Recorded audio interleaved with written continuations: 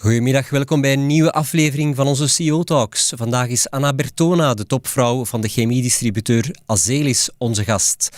Welkom Anna. Aan tafel zit ook Gert Bakelans, hoofdredacteur van De Belegger. Hij zal deelnemen aan het gesprek en op het einde ook zijn oordeel vellen over het aandeel Azelis. Anna, ik ga starten in het Nederlands. U bent Italiaanse. Heeft daarna in Nederland gestudeerd en dan verhuisd naar België. Misschien kunt u een klein beetje daarover in het Nederlands spreken en dan schakelen we over naar het Engels. Ja, bedankt voor de uitnodiging om hier te zijn. Wij vinden het een mooie uitdaging om Azelis te presenteren, zodanig dat mensen begrijpen wat wij doen. Omdat wij, denk ik, een van de meest onbekende bedrijven op de beurs hier in België zijn. Inderdaad. Na deze aflevering verandert dat. Dat gaat helemaal veranderen, inderdaad.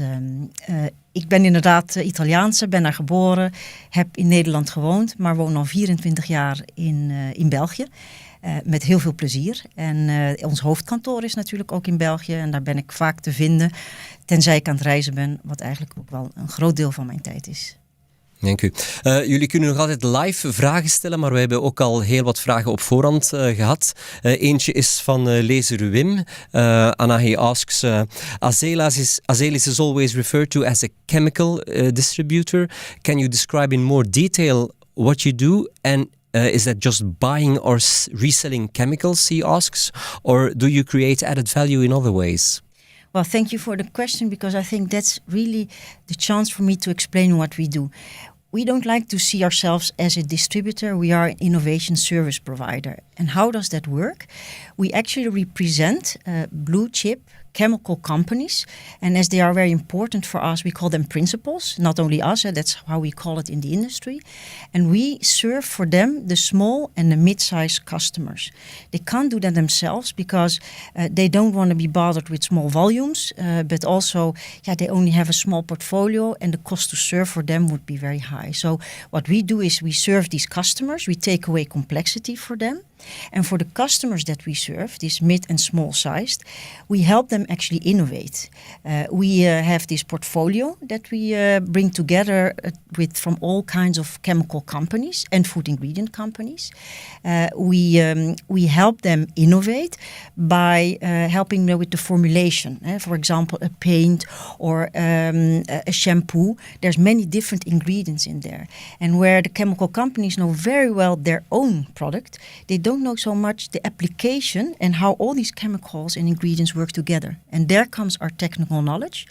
We have 70 laboratories globally where we do all these magic, and also our selling people are technical, and so we help them to solve problems, technical problems, but also to we come with new ideas. We in our labs we find new concepts and we go to customers to help them launch new products. And where are these products created then?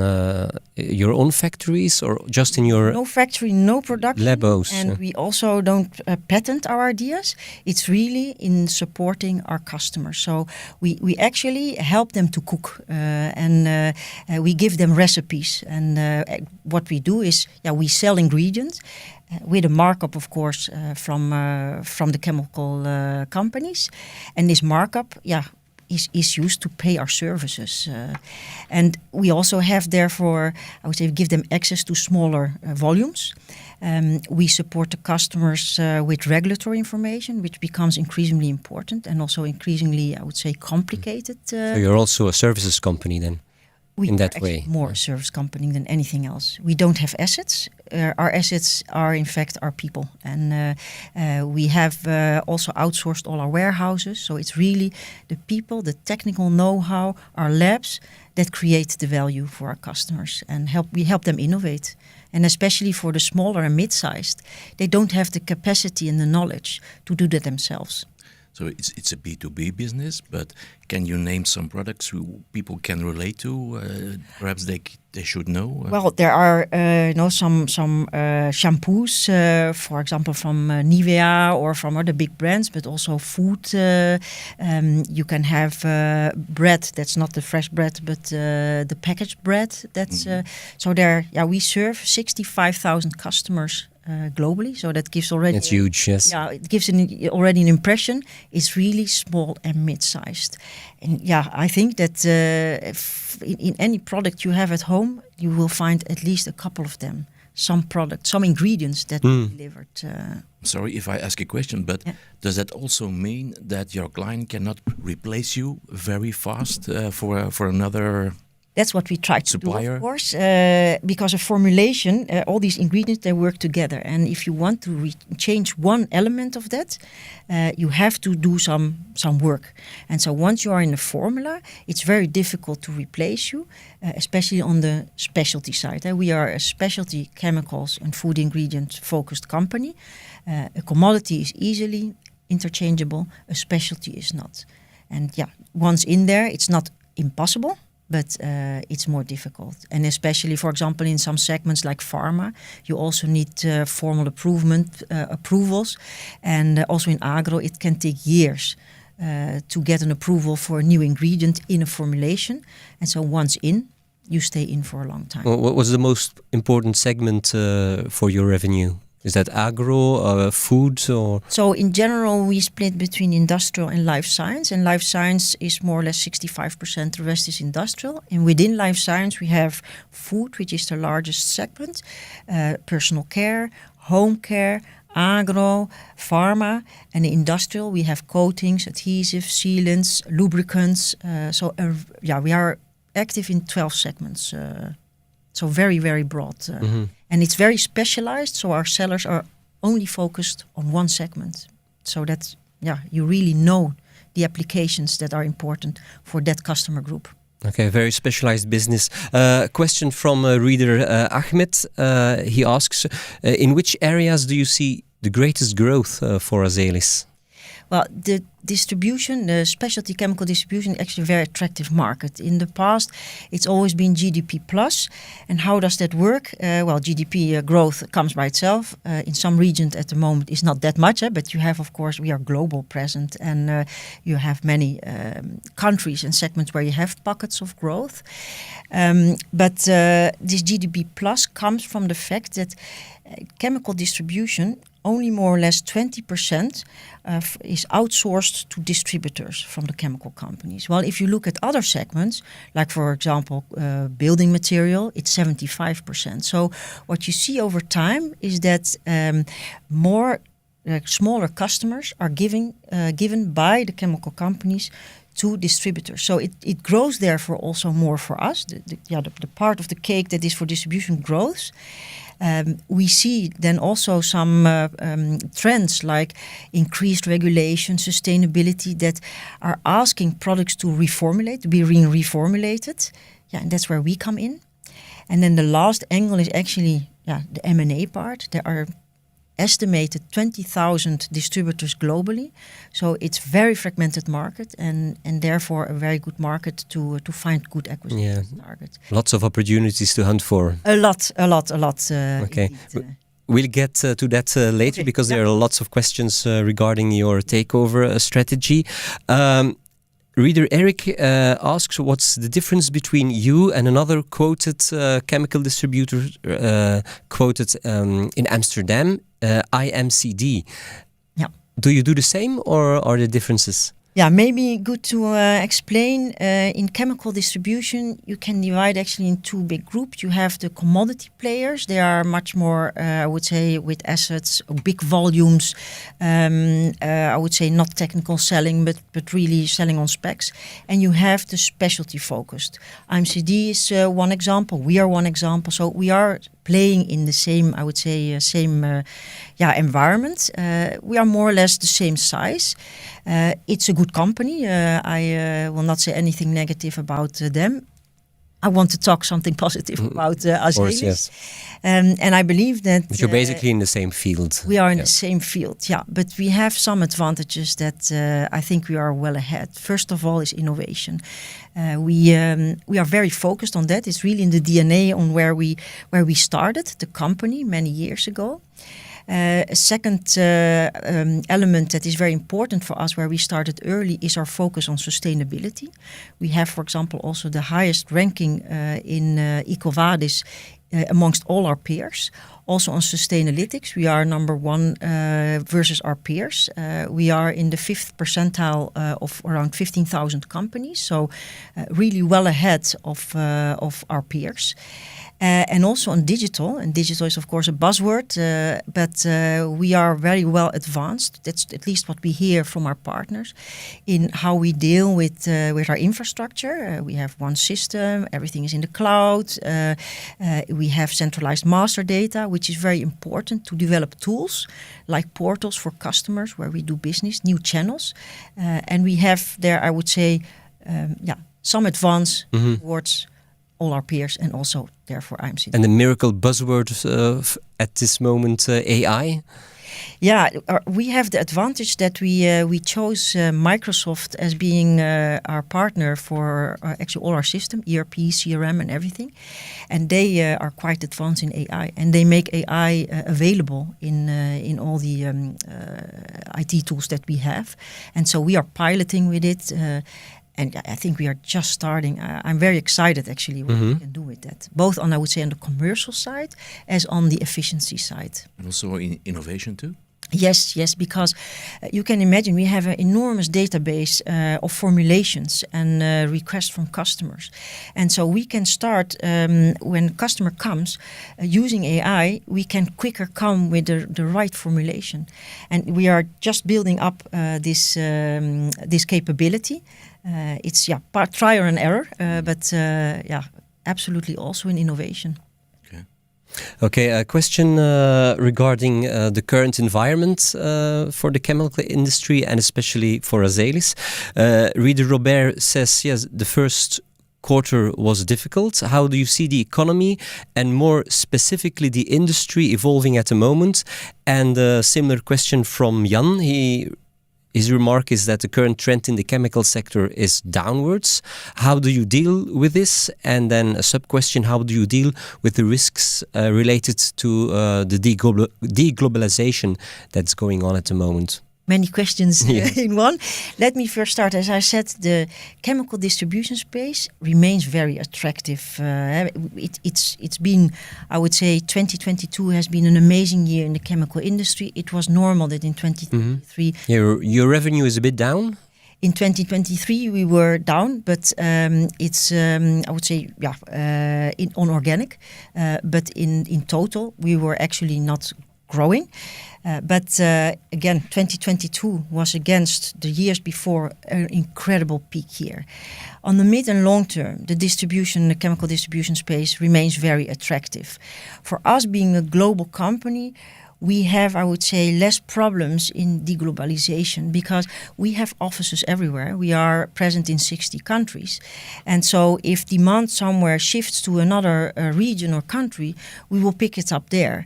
And also, as we have no assets, we can focus on the areas and on the countries and regions where I would say the business is more buoyant. Now, coming back on the first quarter, I actually think we had very good results. The market was difficult, but we outperformed all our peers. So I think that our Q1 results were actually not that bad. It's true, though, that the market has not been easy, different per region. And we also see, therefore, I would say different developments at the moment in the different regions. In the US, we really see improvements in, I would say, the green shoots. Asia is doing well. China, we see it picking up. Europe remains, I would say, the most difficult. Officially, you see return to growth in 2024. Yeah. Does that mean 2024 as a whole, or along the way in 24? That's a difference. Gert, that's also a question popping up from Sven. When can we expect a return of growth? Yeah. Well, you listened probably or read our statement, and we said indeed in 2024 we will return to organic growth. Growth will be there. I'm convinced about that because we are also doing acquisitions. We have already done a couple of them. But organic. But on the organic side, I am convinced it will come back, but I find it very difficult to say when because it's still very fragile. And it's especially Europe is for us a large part of our revenues. And as I said there, We see it sometimes going better and then a couple of months being more, I would say, stable. And although the volumes are going in the right direction, there is quite some price pressure from products coming from low-cost countries like China. So the return to growth does not apply to 24 as a whole, but somewhere in the second half you will grow, but it will not be as we don't know if I can't say certain that it will not be over the whole year, but we expect that in the second half we will see organic growth. Because if I understand well, in the first quarter it was minus 8%, I think. Yeah, although we have to say that we compare it with the Q1 of 2023, and we had a very strong Q1 then. I think the strongest also amongst our peers, especially in Europe. And in Asia also. Asia we had 11% organic growth in the first quarter. So we are comparing it with a very strong Q1, and so the comparison will become easier in Q2 and in Q3 and Q4 as well. Okay, Anna, you were just talking about the different regions where you're active. Reader Eric asks, do you see major differences in the industrial policies in the different continents, different countries? Are there winners and losers? In other words, does it have something to do with the policy that a country is deciding on the industry? For example, you say Europe is weaker. Is that the consequence of a political decision or not, do you think? Yeah, it's a very, very good question. And I think that everyone can see that indeed policies are different in the three regions that we are active. And they lead to different results. Europe has, of course, higher energy costs. It has always been higher, but it became, of course, much more evident and more difficult after Russia started the war against Ukraine. And although it has been coming down since the invasion, it's still very high. So yes, and of course, I think Europe is more demanding on companies on, I would say, the route towards sustainability. Mm-hmm. And that comes, of course, with extra resources and focus on that. So, yes, there is differences in policies. Does that hinder the competition of Europe against the USA or Asia? I believe they have a more difficult environment. However, the chemical companies that have their headquarters here in Europe are, of course, also looking at what's ahead of them. So they shift production, of course, to lower cost areas. And they will set in more their focus, even more on innovation and sustainability. And so I believe that it's not said that we will not have any chemical industry anymore in the future in Europe. I believe that it will look completely different. But I believe that the innovation power and this focus on sustainability is much stronger here, and that gives a competitive advantage to the BASFs and the Evonik's and of this world. It will yield in due time. Yes. Yeah. Reader Ramses has a question specifically about Belgium. He says the industry is having a hard time in Belgium. What do you think of the business climate here in our country compared to other countries? And can we still compete with the rest of the world or with the rest of Europe? Yeah. I think that Belgium indeed is maybe not the most easy climate to do business in, but it's very comparable with the other European countries. So it's more like Europe. Mm-hmm. But we like actually Belgium a lot. We have our headquarters here, and we were just telling... Yes, you're based in Berchem. We're based in Berchem. We have around 120 people, and we have around 30 nationalities. And that's the beauty of Belgium. You have a lot of international inflow from people with good skills, language skills, but also a good background. So... that's why, we really like being in Belgium, although, You don't have difficulties to find the right personnel, because some companies are complaining about that. It's not easy, and it's not getting easier, I think, but we are still able to attract talents, and I think the chemical industry might not always have been, I would say, the most sexy, if I can say, as an industry, but the chemical distribution is getting more and more traction because, as we say, we do all these innovations, and that's exciting for a lot of young people who wants to join a new industry. Reader Warren Buffett, I suppose it's not his real name. I would be honored if you would. Yes. Call it, yeah. If Mr. Buffett would ask a question himself. He asks, what do you see as the major risks for Azelis? Yeah, the major risks remain the geopolitical ones because they are very difficult to predict. You don't know what's going to happen. Look, in Europe we have 2 wars. Who would have thought that? If you would ask me, I think it's difficult to. The problem there is it's not always logical and I would say in time and announceable. On the other hand, we are a very resilient company. As I said, we are globally present. So when demands shift, we can pick it up somewhere else. We can. We have many different segments also, and the life science has a bigger weight, and they are normally a bit more resilient, even in times where, maybe due to geopolitical tensions, the markets are a bit more down. Okay. You mentioned also tensions in the Red Sea for difficulties, prices going up. Yes, we have, of course, have problems with that.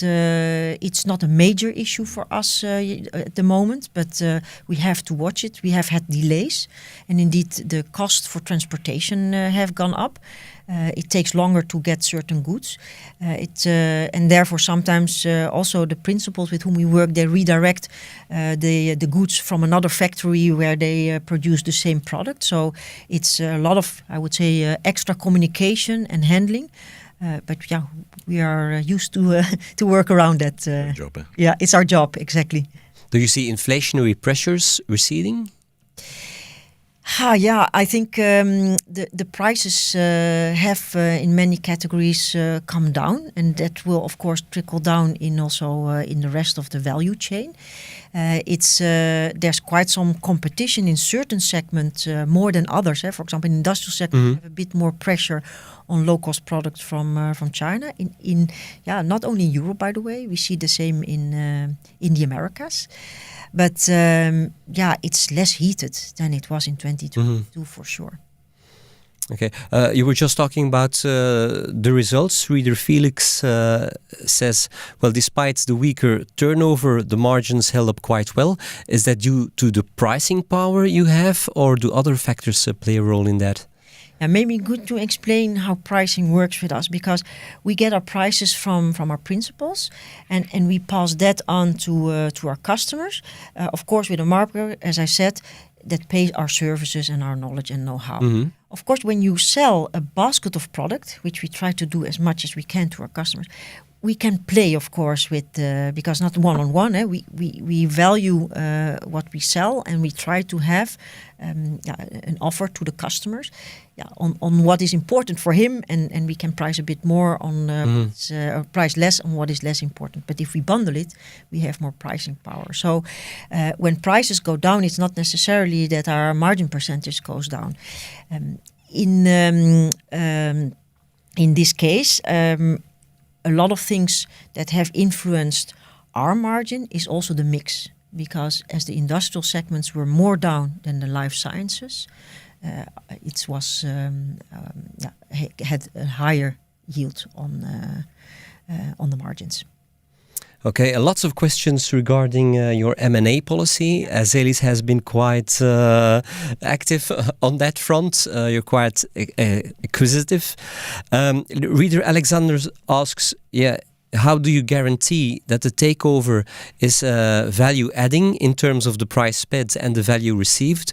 Maybe a similar question from reader Simona.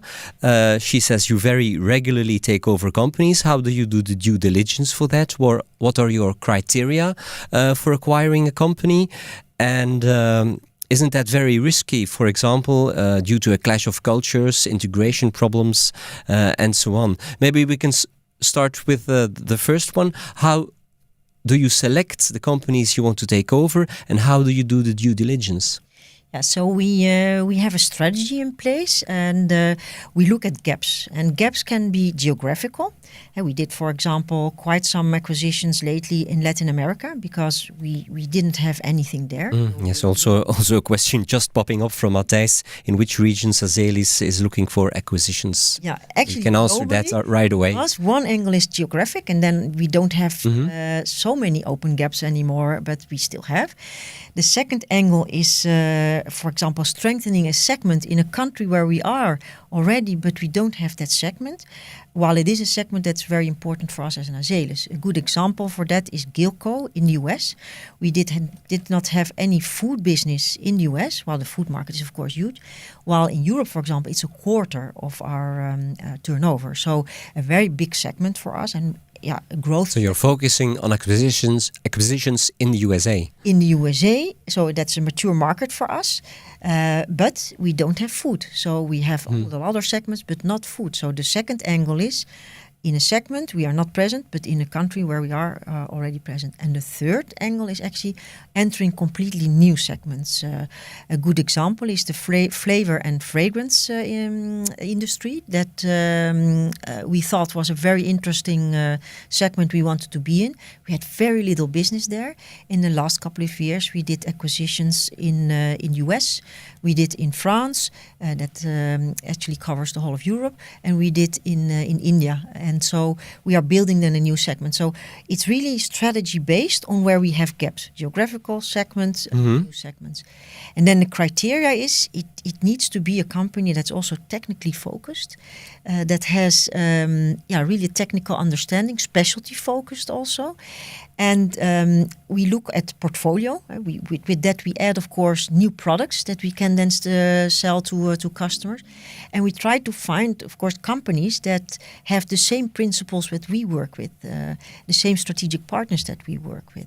So these are the elements. And the last element that I should not forget is culture. Because indeed, the question is very relevant. If the culture is not the same or similar, you will have really problems integrating it. And we walked away from deals that were very close, but where we found out actually during the process that the culture was so different. Clash of cultures, yes. Totally, and then comes the integration part. And the integration, we integrate the companies as quick as possible. We put them on our systems. It can take, the quickest we did in 6 months. I think the longest is around 2 years. We have a team in Antwerp that can handle more or less, I would say, 10 to 12 integration for the group. It's central, they work for the whole group. We have specialized post-merger integration responsibles. And then as these are often smaller companies, we call them bolt-on. So locally, they don't have more than one going on. So also the local team is, of course, very much involved in integrating it. Yes, elaborating on that, Rieder Ramstein asks, Azelis seems like an amalgam of many small operational entities, or is he wrong? I think he's wrong, but maybe I should explain about. We are one company, one strategy. We have one set, I would say, of procedures, same values. We are then organized in 3 regions. And then we have a lot of offices. We are present in 65 countries. That is because our customers, as I was explaining, are small and mid-sized. They often don't speak English. You need to be there locally. Yeah. We have, and we also believe the closer you are, and so our countries, we have country managers, managing directors. They have a local P&L that then rolls up into the regions and the group.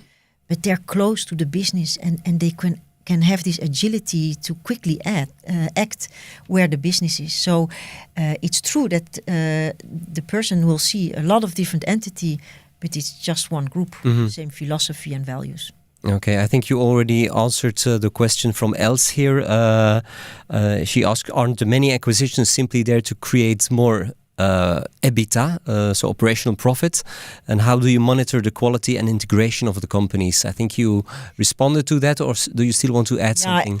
We don't buy just EBITDA. That would be completely wrong. We really have a strategic focus on strengthening our platforms, as I said, geographical or per segment, and we monitor very carefully. that the integration goes well. Maybe a good thing to mention on cultures, because again, for me, that's key to get it right. When we buy these companies, sometimes it's family-owned companies. Persons want to retire, they don't have a succession plan, no children or no one in the company, and they would go in retirement. But sometimes they want to sell the company because they see they can't cope anymore as a small distributor. And these people want to continue. We offer them jobs within an Azelis structure. It can be, we have, for example, someone who really liked, it was a company in agro that we bought, and who really liked the agro business, and he was just tired of being the owner with all the admin that comes with it. We gave him a role to be responsible for the agro for the whole of Europe, and he loved it. He could focus on business. In UK, we did an acquisition. Our managing director was retiring.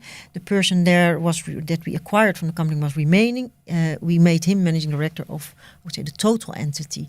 And so if I see that most of these people are still there after all these years, it means that the culture must have been the same. But still financially, an acquisition has to be accretive to the profits, I assume. Absolutely. Within 1 year, 2 year, what's there the... Yeah, it depends. Sometimes we... And that's also a question from reader Jan, almost the same. Sorry, Yeah. Jan. We look, of course, from a strategic point of view, and companies that are either already performing well or that we think we can get them to perform well. For us, it's important that they have been growing.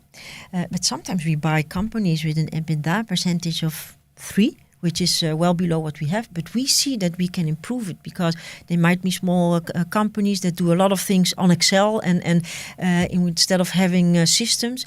And once we bring them in, the performance start to improve. So financial performance is of course one of the criteria we look at, but we look more what is behind it and the potential that we can get once we own them. Okay. 2 questions about the rising debt of the company. Reader Sven has a remark that you're doing many acquisitions, but that means that debt is rising considerably, and that's why your net profit was considerably lower, he says, because of the increasing debts and the increasing financial Leverage. Yeah. Reader Wendy says, the debt is now 2.7 times the EBITDA. Doesn't that pose a problem? And what's the risk if rates keep on rising? Yeah. And do you cover yourself against that?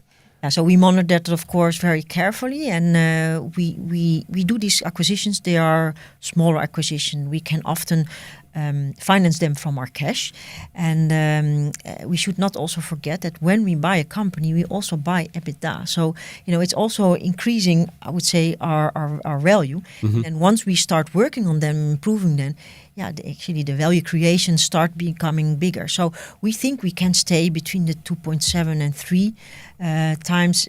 We don't think that that's a problem. We will stay within that. And do you have red lights, a barrier that you say constantly keep on. Not above 3? No, or I think not above 3 indeed. That would be something that we will not pass as a threshold. And how is your debt structured? On the long term, short term? Oh, it's Euro, a mix. dollar. It's a mix of many different things. So there's not one element that's heavier than the other. Yeah. And then if rates rise, let's say about 1 percentage point, how does that have an influence on your? I can't give you the exact calculation in euro how much that would be, because we have different, I would say, different elements that have also, I would say, different length of. So they are not all then becoming a problem. So I can't give you the calculation there. And do you cover yourself against rising rates? No, we are actually managing, I would say, more the leverage in the sense that we will try to remain below the 3. And I think we have no problems in doing that. Okay, some questions about the shareholdership, because Azelis was on Bloomberg a couple of weeks ago with the major story that your reference shareholder, the private equity specialist Equity, is considering selling Azelis, according to the media. Can you elaborate on that? And reader Marcel also asks, how are the contacts between you and EQT? Reader Jan, what's the chance that EQT will buy Azelis, so buy Azelis as a whole, delist it, or sell Azelis? Can you say something about that? Yeah. About the rumors which are going on? Now, first of all, what percentage does EQT have? EQT has more or less half of Azelis, and they have floated us 1.5 year, or nearly 2 years now already, and they remained with more or less between 45 and 50%. It's I would say a very good owner. They're very supportive. They have 2 board seats as being majority shareholders, but they are not micromanaging. So they are not doing our job. They leave us the freedom within the strategy, and they behave like a board member should. They challenge us, they support us when needed, and they are there to help when we reach out. We don't know what they're going to do. I think, any shareholder, even if maybe we have more contact with them than with other investors. But we can't say what they are doing. It's a question that should be asked. But you're not getting phone calls from potential acquirers at this moment? They're not phoning me, no. Okay. Some questions. But we should be interested, I think, because EQT said also not only private equity firms, but also players in the sector were interested. Yeah. If you ask my opinion, I know I've read, of course, also the rumors. A merger of 2 of these big companies, I think they were talking about Brenntag, it's value destruction. And when Univar and Brenntag, was last year, there was this rumor that Brenntag would buy Univar. There's a lot of overlap in the principles that they represent. So they have competing companies that you're representing, and so the moment you are merging the company, you destroy immediately a lot of value. So an IMCD and an Azelis could never. Yeah, they can, but you destroy half the value, and I think therefore it would never be an attractive transaction. So for me, rumors that don't. Rumors is a song for you. Yeah, exactly. Yeah. Okay. Some questions regarding the share. Gerry asks, do you think the share price reflects the fair value of Azelis? Probably every CEO will say, no, we're much more valued, much more. Well, listen, I think it's actually undervalued. First of all, we have been outperforming our peers for quite some quarters, and it's not just one quarter, it's been going on quite some time. And if I also see still the share price is still 15% below the IPO price. Yes, and that's a bit I would say not fair. We also see analyst reports that give guidance that actually we have a growth profile that should justify a much higher share price. There are some technical reasons, of course. EQT is still there, so you have the overhang. The liquidity is low. We have EQT, but actually a lot of the other investors we have are investors that have a long-term perspective as well. So it remains low. And to be honest, we are also quite young listed. So as a listed company, so we also have to earn the trust of the shareholders or potential investors. So in the end, the market determines the share price. What we will do and are doing is executing our strategy. I believe we have very good strategy, and we will continue to pursue all the growth opportunities and improvement opportunities that we see. Okay, reader Gerry has another question. What about the dividend? Do you have a certain dividend policy? Yeah, our dividend policy is around 25-35%.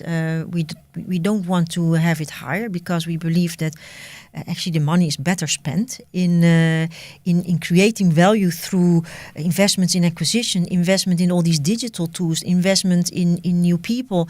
And so as long as we see these opportunities, we keep on investing in the business instead of...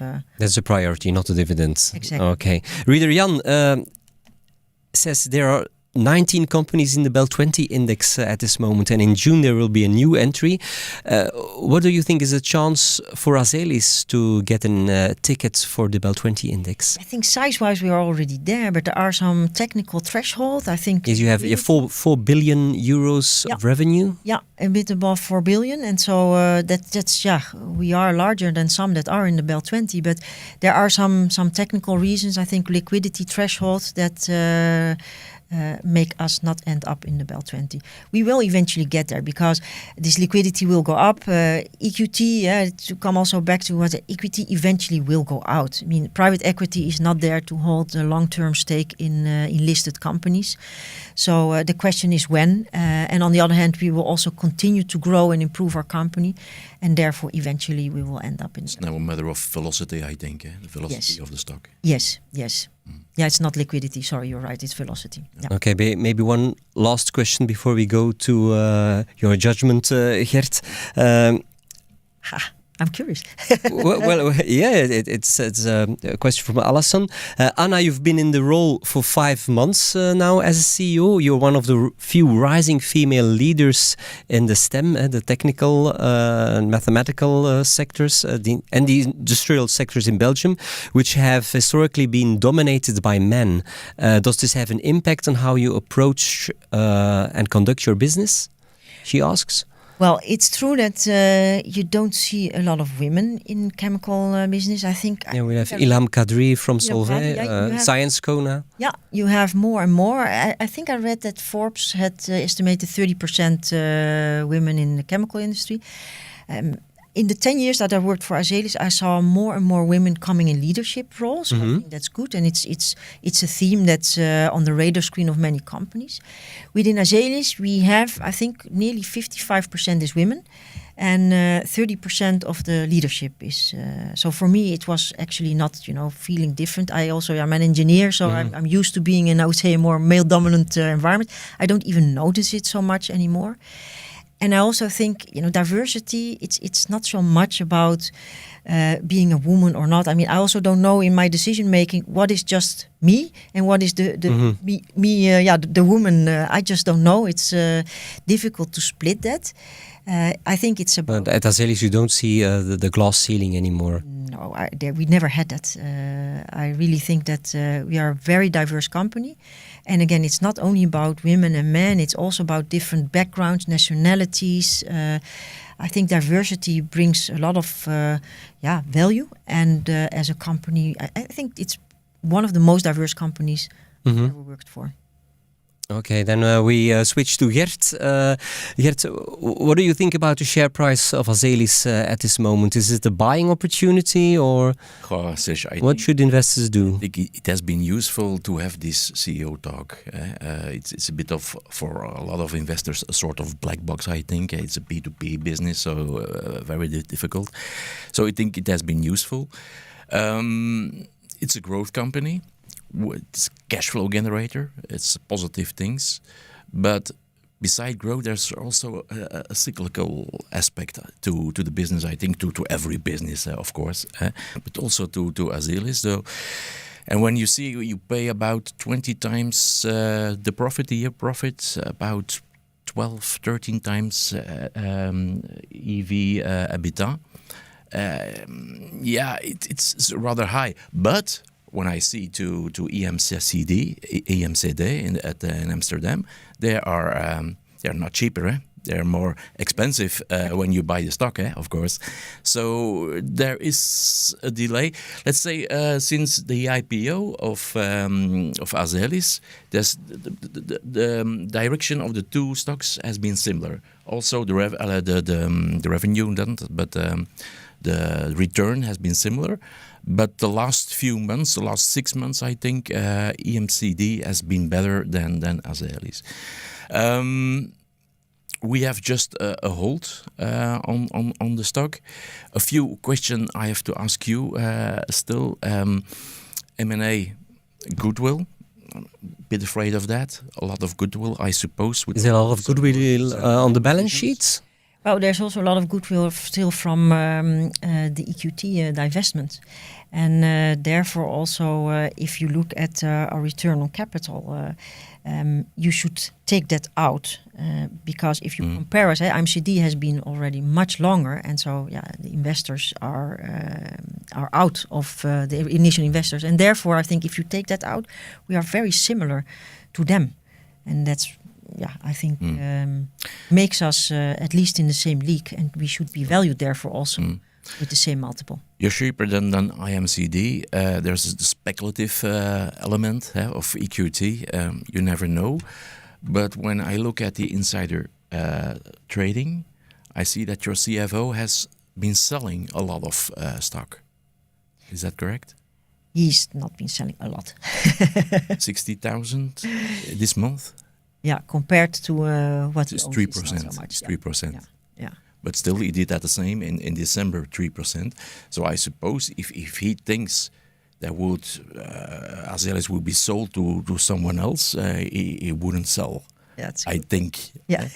So, but I think that's a lot of the cash flow generation has been high, and also the free cash flow. So about debt, am I worried? I'm always worried about debt, but it could go down a lot if you don't make mergers and acquisitions. So that's a positive thing, I think. At this stage, we just have a hold recommendation. Okay. Thank you. Thank you. Yeah. But So wait and see then. But when maybe if you'll get the Bell 20 tickets, the share price will go up. Okay. Thank you very much, Anna. I'm very sure that everyone who viewed this episode will know more about Azelis than before. Gert, jij ook bedankt voor uw deelname. En jullie ook bedankt voor het kijken natuurlijk. En ik hoop jullie terug te zien op 30 juni. En dan is Paul Stoffels van Galapagos onze gast. Tot dan.